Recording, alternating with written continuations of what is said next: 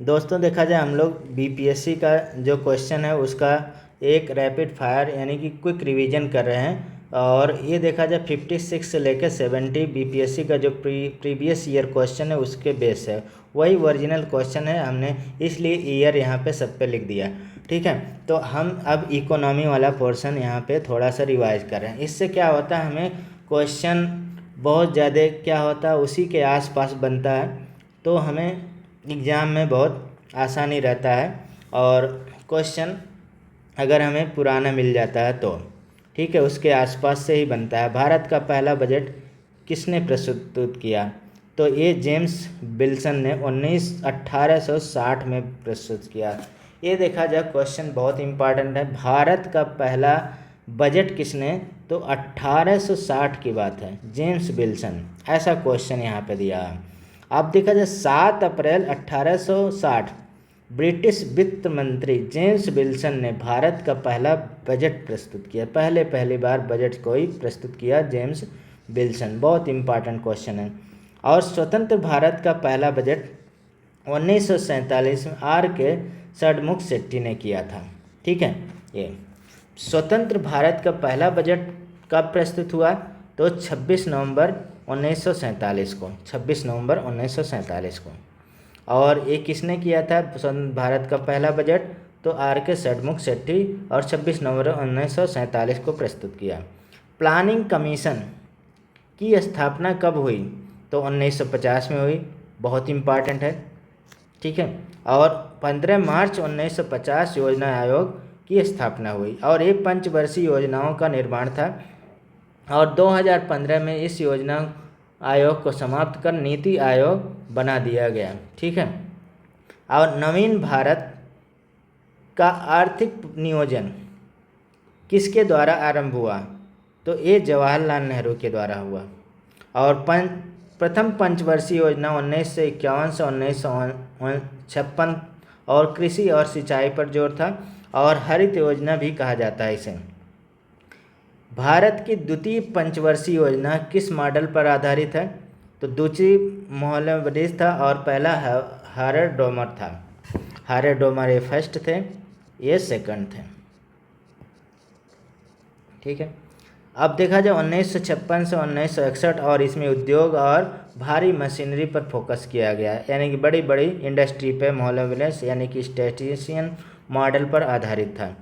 नीति आयोग की स्थापना कब हुई? 2015 में हुई।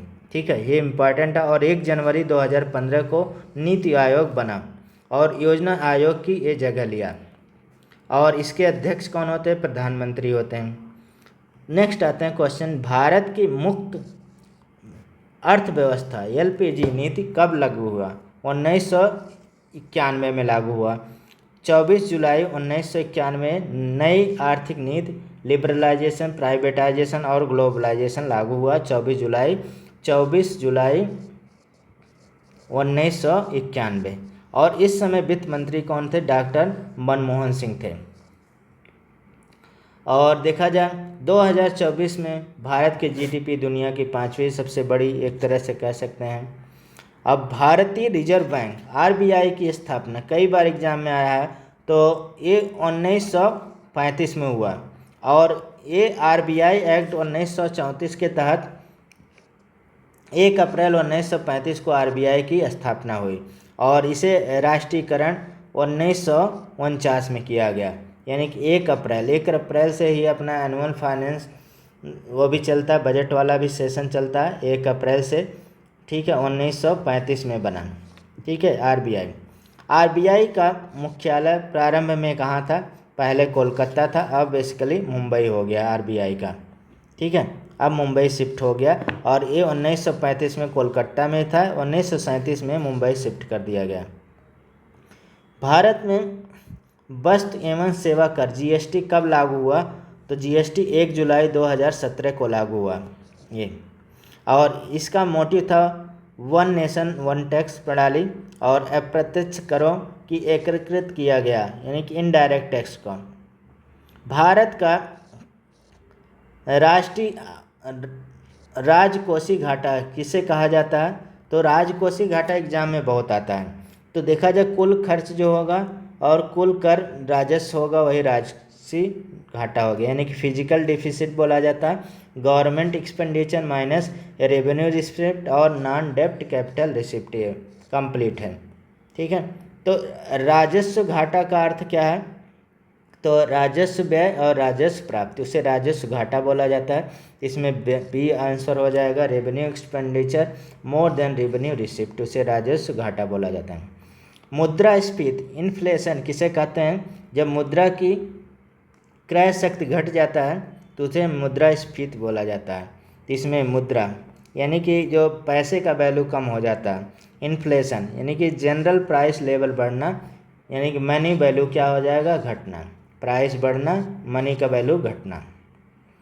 भारत में मुद्रास्फीति को मापने का प्रमुख सूचकांक कौन है, तो उपभोक्ता मूल्य सूचकांक यानी कि CPI है, कंज्यूमर प्राइस इंडेक्स है, और 2014 से CPI official measure of inflation बन गया। पहले WPI था, फिर 2014 से CPI हो गया। ठीक है, ये आप ध्यान रखिएगा। नेक्स्ट, रेपो रेट किसे कहते हैं, तो repo rate, reverse repo rate, ये सब बहुत पूछा जाता है एग्जाम में। तो इसमें RBI द्वारा बैंक को दिया जाने वाला ब्याज, RBI द्वारा, RBI है ये बैंक को देगा, बैंक को, ठीक है, ब्याज देगा, जिस रेट से देगा उसे हम लोग क्या बोलते हैं, रेपो बोला जाता है, रेपो रेट। और अगर बैंक RBI को देता है तो इसे रिवर्स रेपो रेट बोला जाता है, रिवर्स रेपो रेट। ठीक है, तो रेपो रेट क्या होगा, यानी कि परचेज एग्रीमेंट है, और जब RBI से अल्पकालिक कर्ज लेता है जब बैंक, तो उसे हम लोग क्या बोलते हैं, रेपो बोला जाता है। जनवरी 2025 में रेपो रेट क्या था, 6.5। और यहाँ पे आते हैं नेक्स्ट, रिवर्स रेपो क्या, उसी RBI बैंक से उधार लेता है। ठीक है, दो चीज़ें हैं, ये RBI हो गया, ये बैंक हो गया। अगर RBI बैंक को दे रहा, रेपो रेट हो गया। अगर हम RBI बैंक से लेता है तो उसे रिवर्स रेपो रेट बोलेंगे, रिवर्स रेपो रेट। तो ऐसे आप याद रखिएगा। ठीक है, तो बी आंसर हो जाएगा।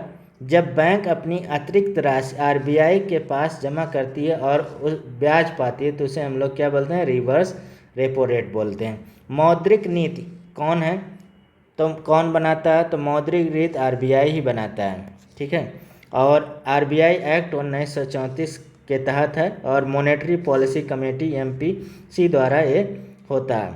अब MCLR किससे संबंधित है, तो बैंक का न्यूनतम उधार है, और इसका फुल फॉर्म क्या है, marginal cost of fund based landing rate, तो उसे बोला जाता है। तो बेसिकली पहला हो जाएगा।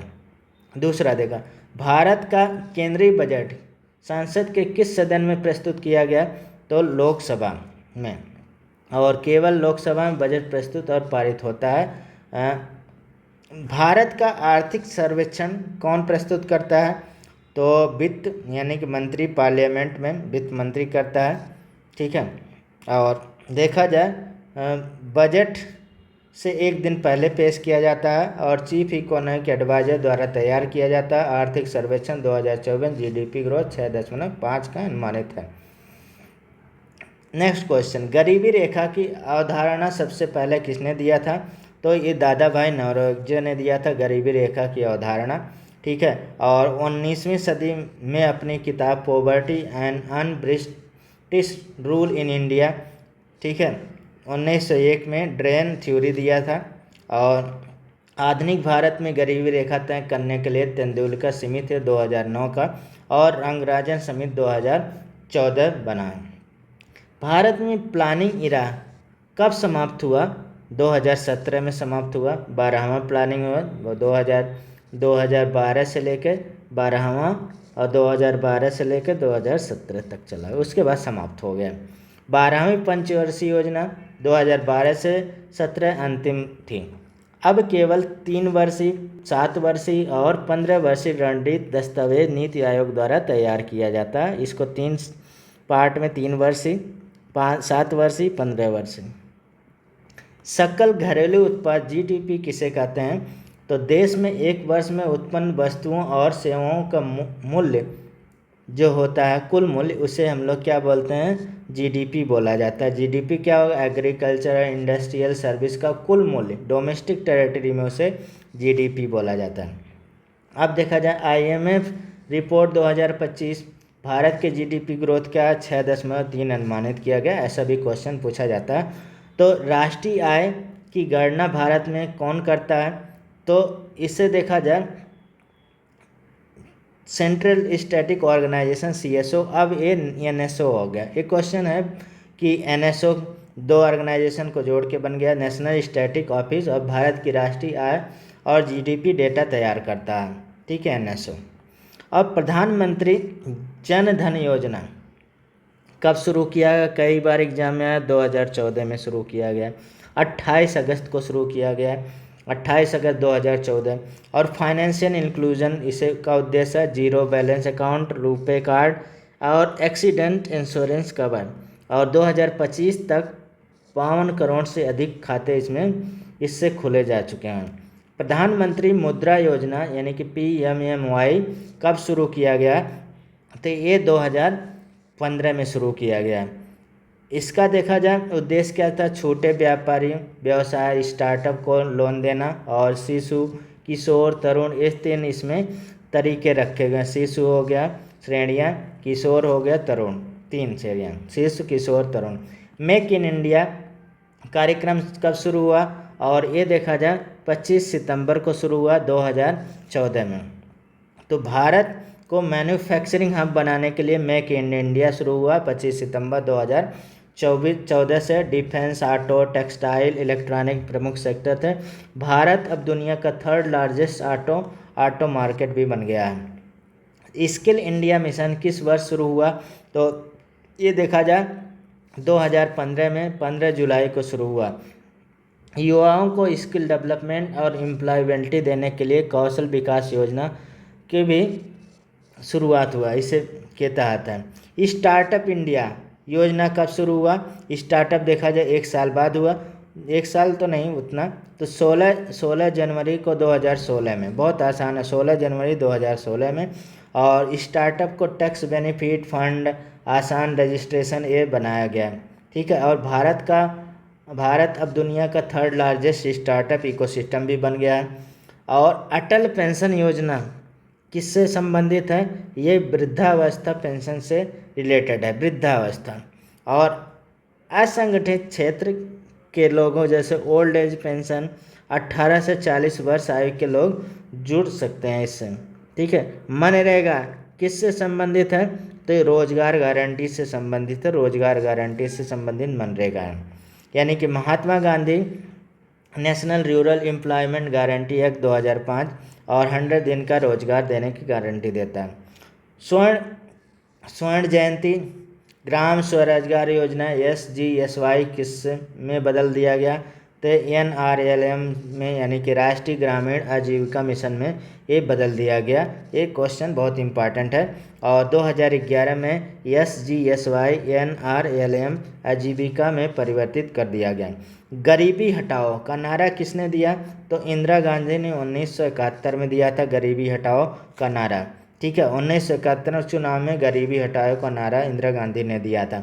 राष्ट्रीय ग्रामीण स्वास्थ्य मिशन NRHM कब शुरू किया गया, तो 2005 में NRHM शुरू किया गया, और ग्रामीण क्षेत्रों में स्वास्थ्य सुविधाओं के लिए, और इसे राष्ट्रीय स्वास्थ्य मिशन NRHM में मिला।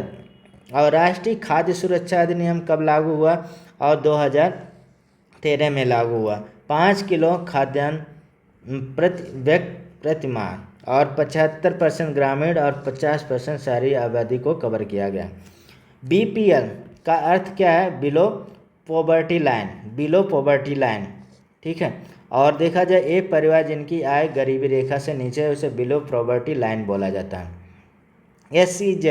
SEZ क्या है, स्पेशल इकोनॉमिक जोन होता है, और ये निर्यात और निवेश बढ़ाने के लिए विशेष क्षेत्र बनाए जाते हैं, और यहाँ पे कर और आसान नियम बनाए जाते हैं, जिसे एक स्पेशल इकोनॉमिक जोन बनाया जाता है, जिसे SEZ बोला जाता है। भारत का सबसे बड़ा SEZ कहाँ पे है, तो एक कांडला गुजरात में है। कांडला गुजरात में क्या है, सबसे बड़ा एसईजेड है, और कांडला एसईजेड भारत का सबसे पुराना और बड़ा एसईजेड स्पेशल इकोनॉमिक जोन है। एफडीआई का अर्थ क्या है? एफडीआई फॉरेन डायरेक्ट इन्वेस्टमेंट है, तो पहला ऑप्शन हो गया फॉरेन डायरेक्ट इन्वेस्टमेंट। तो एफडीआई और विदेशी कंपनियों द्वारा भारत में प्रत्यक्ष निवेश को एफडीआई बोला जाता है। और 2015 में भारत को 70 अरब डॉलर एफडीआई मिला था। एफएफआई, अब एफएफआई का अर्थ क्या है? फॉरेन इंस्टीट्यूट इन्वेस्टमेंट, जो ये इंस्टीट्यूशनल इन्वेस्टमेंट, तो एफएफआई बोला जाता है। और विदेशी बैंकों जैसे फंड्स हो गए, इंश्योरेंस कंपनियां इसके द्वारा निवेश करती हैं एफएफआई के लिए। नेक्स्ट आते हैं, भारत में वस्तु और सेवा कर जीएसटी किस संवैधानिक संशोधन द्वारा जोड़ा गया?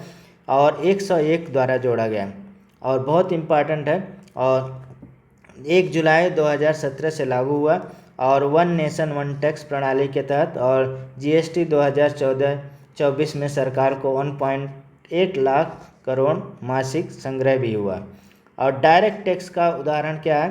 तो इनकम टैक्स बेसिकली क्या है? सेवा कर जो होता है, आय कर, सॉरी, उसे हम लोग क्या बोलते हैं? इनकम टैक्स बोलते हैं, वही डायरेक्ट टैक्स का ये इम्पॉर्टेंट उदाहरण है। जैसे व्यक्ति संस्था सीधे जाके क्या करता है? डायरेक्ट टैक्स देता है, ठीक। इनडायरेक्ट में क्या, हम सीधे नहीं टैक्स देते हैं, लेकिन जो परचेज करेंगे, जो कंपनी का सामान खरीदेंगे, वो टैक्स देगा गवर्नमेंट को।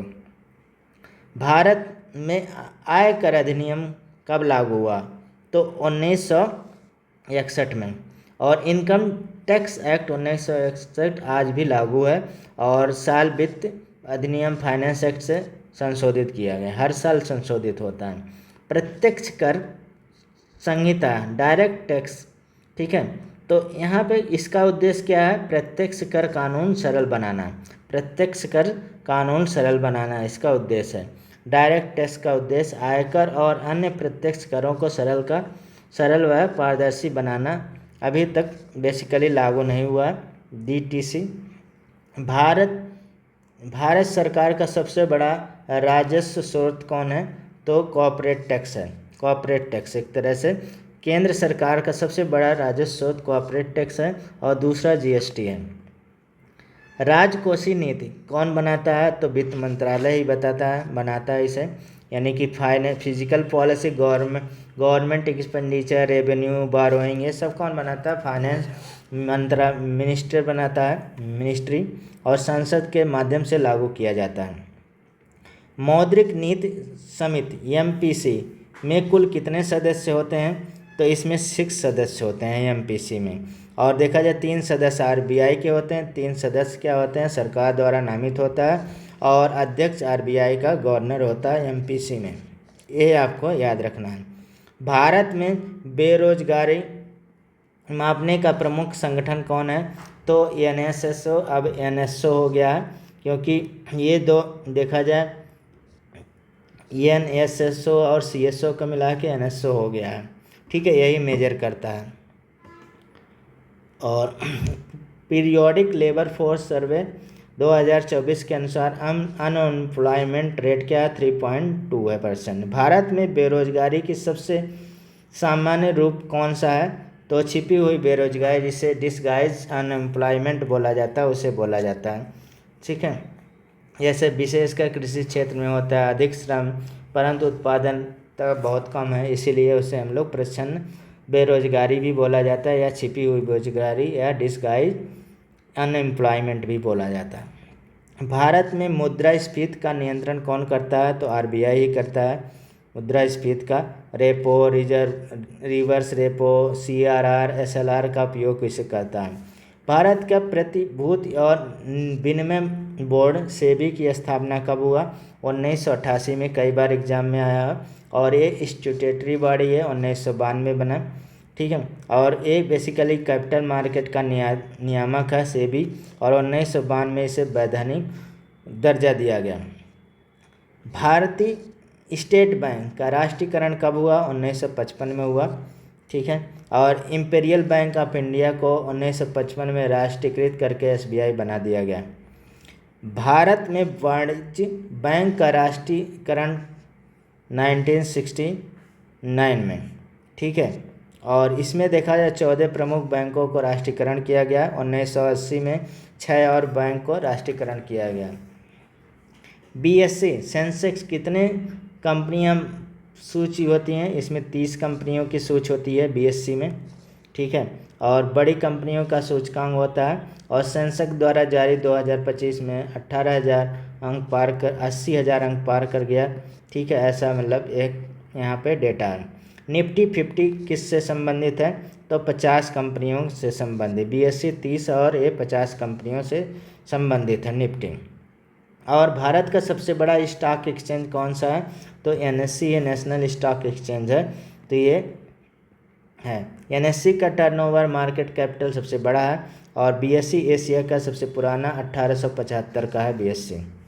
और भारत का विदेशी मुद्रा भंडार फॉरेक्स रिजर्व किसके पास रखा जाता है? तो RBI के पास रखा जाता है, ठीक है। और फॉरेन एक्सचेंज रिजर्व रखा जाता है। और भारत का फॉरेक्स रिजर्व क्या है? 650 बिलियन डॉलर है, 2025 जनवरी में था। विश्व बैंक का मुख्यालय कहाँ पे है? तो वाशिंगटन DC में है।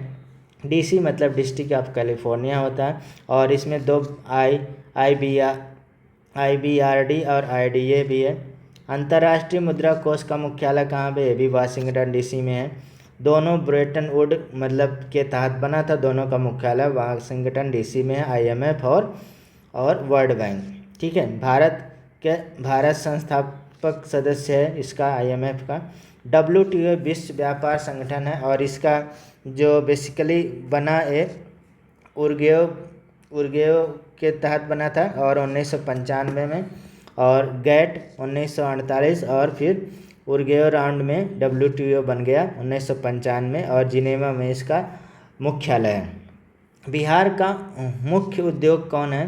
तो चीनी शुगर उद्योग है। हमने ऊपर क्वेश्चन किया था, चीनी उद्योग ही बिहार का एक है। और इसमें देखा जाए उत्तर बिहार में गन्ना बेल्ट है। चंपारण, मुजफ्फरपुर, समस्तीपुर वह बिहार का सबसे बड़ा और पारंपरिक उद्योग है। और बिहार सरकार ने इथेनॉल प्लांट लगाने की भी घोषणा किया है। और शाही लीची का मुख्य उत्पादन कौन है? मुजफ्फरपुर है। और शाही लीची से GI टैग भी मिला हुआ है। बिहार का रेशम उद्योग कहाँ पे है? तो भागलपुर में है। हमने क्वेश्चन अभी रिपोर्ट हुआ। और सिल्क सिटी ऑफ इंडिया बोला जाता है, जिसे तसर और मलमल रेशम यहाँ पे विश्व प्रसिद्ध है। बिहार का सबसे बड़ा सिंचाई स्रोत कौन है? तो नहर होता है, ठीक है। 60% यहाँ पे नहरों द्वारा होते हैं। गंडक, कोसी, सोन आदि प्रमुख परियोजना है। बिहार में सबसे अधिक बोई जाने वाली फसल कौन सी है? तो धान सबसे अधिक बोई जाने वाली फसल है। ये खरीफ फसल में गिना जाता है उत्तर बिहार में। बिहार की सबसे बड़ी रबी फसल कौन है? तो गेहूँ सबसे बड़ी रबी फसल है। और गेहूँ रबी फसल की सबसे बड़ी फसल है। धान के बाद दूसरा आता है। बिहार में सबसे अधिक उत्पादन किस फल का होता है? तो केला का उत्पादन सबसे अधिक होता है। और भारत का दूसरा सबसे बड़ा केला उत्पादक राज्य है। और सबसे अधिक उत्पादन पूर्णिया, कटिहार और किशनगंज में होता है। फूलों की खेती फ्लोरिकल्चर में बिहार किसके लिए प्रसिद्ध है? बेसिकली गुलाब, गेंदा और ग्लोडियोल्स ये सब के लिए प्रसिद्ध है। जैसे दरभंगा, नालंदा, पटना फ्लोरिकल्चर तेज़ी से बढ़ रहा है, ठीक है। बिहार में मेथा पुदीना का उत्पादन कहाँ पे? समस्तीपुर में होता है, सीतामढ़ी में है। सीतामढ़ी और मेथेनॉल ऑयल उत्पादन में प्रसिद्ध है। बिहार में सबसे अधिक धान उत्पादन कहाँ होता है? पश्चिमी चंपारण में होता है। इसे धान का कटोरा भी बोला जाता है, बिहार का चावल का कटोरा। वाल्मीकि टाइगर रिजर्व कहाँ पे है? बिहार पश्चिमी चंपारण में ही है, ठीक है। बिहार का एकमात्र टाइगर रिजर्व है और गंडक नदी के किनारे है अगर आता है तो। बिहार में मधुबनी पेंटिंग किस क्षेत्र में पाया जाता है? मिथिला क्षेत्र में मधुबनी पेंटिंग पाया जाता है ऐसा। और लोक कला विश्व प्रसिद्ध है और विदेशों में भी प्रदर्शनी हुई है। मुख्य खनिज चूना पत्थर लाइमस्टोन है। और ये देखा जाए चूना पत्थर, अभ्रा, गेरू ये सब पाया जाता है बिहार में वर्तमान में। सिंचाई का सबसे बड़ा स्रोत नहर ही है, फिर से रिपीट हो गया। गंडक हो गया, कोसी, सोन ये सब नहर प्रणाली सबसे प्रसिद्ध है। बिहार का राजकोषीय घाटा नियंत्रण करने का दायित्व किसका है? तो इसमें बिहार वित्त विभाग का ही होता है। ऐसा आसान सा क्वेश्चन है। और राज्य की वित्तीय अनुशासन बनाए रखना वित्त विभाग का कार्य है। बिहार का सबसे बड़ा उद्योग का ट्रेडिशनल कौन है? तो ये शुगर उद्योग है बिहार का। गन्ना उत्पादन का हब है और खासकर उत्तर बिहार, पश्चिमी चंपारण वगैरह। बिहार का जीडीपी में सर्वाधिक योगदान किस सेक्टर का है? तो सेवा सेक्टर का है। ठीक है। और देखा जाए वर्तमान में जीडीपी में 50% से अधिक योगदान सेवा क्षेत्र का है। बिहार का सर्विस सेक्टर, आईटी हो गया, शिक्षा, स्वास्थ्य, ये सब तेज़ी से बढ़ रहा है। बिहार के विशिष्ट विशिष्ट कृषि उत्पादन कौन सा है? जीआई टैग मिला है, तो कह सकते हैं लीची के शाही लीची, मखाना और कतरनी चावल, ये सब के लिए। और मखाना बोर्ड भी बिहार में बनाने की घोषणा किया गवर्नमेंट ने। तो सारे हो जाएंगे इसमें। शाही लीची कहाँ? मुजफ्फरपुर में है। मखाना दरभंगा, मधुबनी और कतरनी चावल भागलपुर में है। बिहार का सबसे बड़ा बड़ा निर्यात उत्पाद कौन है? मखाना है। मखाना तो विश्व का 80% मखाना यहीं, विश्व का 80% मखाना बिहार में ही होता है। और मखाना का सुपर फूड घोषित भी किया गया है, सुपर फूड। बिहार के प्रति व्यक्ति आय भारत की औसत की तुलना में कितना है? बहुत कम ही है। ठीक है। और बिहार के प्रति व्यक्ति आय औसत तुलना में बहुत कम, 40% भी नहीं है। बिहार 2025 में बिहार की पर कैपिटा इनकम 62,000 था। नेशनल का 1,70,000 है। बैंकों की राष्ट्रीयकरण की पहली लहर कब हुई? तो 1969 को है। और इंदिरा गांधी ने 14 बैंकों और 80 में 6 और बैंकों को राष्ट्रीयकरण किया। ठीक है। भारत में नाबार्ड की स्थापना कब हुआ? कई बार एग्जाम में पूछा जाता है। तो 1982 में हुआ। National bank for agriculture, rural and development इसका फुल फॉर्म है। कृषि और ग्रामीण विकास को ऋण देने के लिए बनाया गया। 2024 में नाबार्ड ने किसान क्रेडिट कार्ड विस्तार की नई योजना भी शुरू किया। सेबी की वैधानिक दर्जा कब मिला? 1992 में मिला। ठीक है। SEBI security and exchange board of India है, पूंजी बाजार पर नियामक है। भारत में स्वर्णिम चतुर्भुज परियोजना, गोल्डन क्वाड्रिलेटरल योजना किससे है? सड़क परिवहन से रिलेटेड है। यानी कि गोल्डन क्वाड्रिलेटरल दिल्ली, मुंबई, चेन्नई, कोलकाता जोड़ने वाला राजमार्ग नेटवर्क है। 2001 में अटल बिहारी वाजपेयी सरकार द्वारा। प्रधानमंत्री ग्राम सड़क योजना कब शुरू हुआ? 2000 में शुरू हुआ। ठीक है। ग्रामीण क्षेत्र में सभी मौसम सड़क सुविधा। ऐसा भारत में सबसे बड़ी बेरोजगारी किस क्षेत्र में है? तो कृषि क्षेत्र में डिस्गाइस वाले हैं, प्रच्छन्न जो बेरोजगारी है, छिपी हुई बेरोजगारी।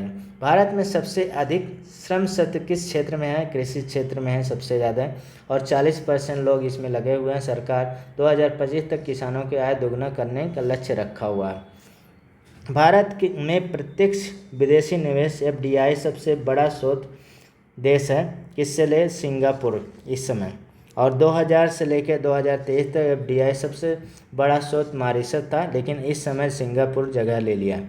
प्रधानमंत्री जन धन योजना का प्रमुख उद्देश्य क्या है? गरीबों को बैंक सुविधा, फाइनेंशियल इंक्लूजन। तो बेसिकली तीसरा, गरीबों को बैंकिंग सुविधा। और इसमें देखा zero balance account, RuPay card दिया गया, एक्सीडेंट इंश्योरेंस, और 52,000 करोड़ तक इसके तहत खाते खोले जा चुके हैं। प्रधानमंत्री कौशल विकास योजना कौन? 2015। ठीक है ये। और सिल्क एंड डेवलपमेंट एम्प्लॉयमेंट के लिए और युवाओं को ट्रेनिंग एंड सर्टिफिकेशन। भारत में पहला पंचवर्षीय योजना का मुख्य उद्देश्य कौन है? तो कृषि और सिंचाई है। ठीक है। और 1951-56 हारल डोमर मॉडल और focus food and aggregation, second Mahalanobis model और फोकस बड़े बड़े इंडस्ट्री। द्वितीय पंचवर्षीय योजना का मुख्य फोकस क्या था? भारी उद्योग था। ठीक है। और 1956 से 61 तक मोलिविलिस मॉडल था, heavy industry and public sector. तीसरी पंचवर्षीय योजना 1961 से 66, मुख्य उद्देश्य क्या था? सेल्फ सफिशिएंसी इन फूड ग्रेन, ये सबसे इम्पोर्टेंट। इसी में ग्रीन रिवोल्यूशन वगैरह का आया। ठीक है। तो खाद्य उत्पादन और चाइना वार, इसी और ड्राट, ये सब बहुत असफल रहा एक तरह से। 11वीं पंचवर्षीय योजना 2007 से लेकर 12 तक, इसका नारा क्या? इंक्लूसिव ग्रोथ था, इंक्लूसिव ग्रोथ। ठीक है। यानी कि सबका साथ सबका विकास। 12वीं पंचवर्षीय योजना का अब फास्ट सस्टेनेबल मोर इंक्लूसिव आ गया इसमें, ठीक है। 12वीं पंचवर्षीय योजना 5 ईयर प्लान और 2017 तक चला, उसके बाद नीति आयोग गया, ये समाप्त हो गया।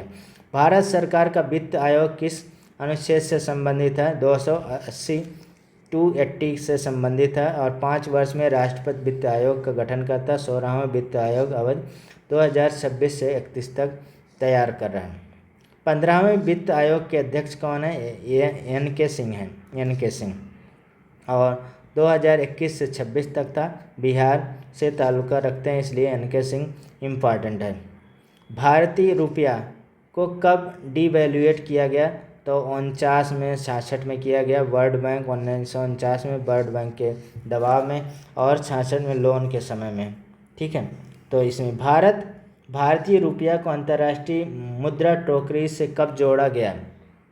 तो 1975 में जोड़ा गया और 1975 SDR से लिंक हुआ और SDR IMF द्वारा निर्मित अंतर्राष्ट्रीय मुद्रा है। भारत में हाल ही में जारी डिजिटल रूपी किस संस्था द्वारा लाया गया? तो RBI द्वारा लाया गया और RBI ने डिजिटल रूपी लॉन्च किया डिजिटल लेन देन को बढ़ावा देने के लिए। 2025 में डिजिटल रूपी का इस्तेमाल RBI ने सरकारी लेन देन और कुछ बैंकों को में शुरू कर दिया है, ठीक है। तो ये रहा हमारा इकोनॉमी का जो 56 से लेकर 70 BPSC का पूरा क्वेश्चन, ठीक है। नेक्स्ट हम लोग करेंगे environment and ecology. Thank you very much.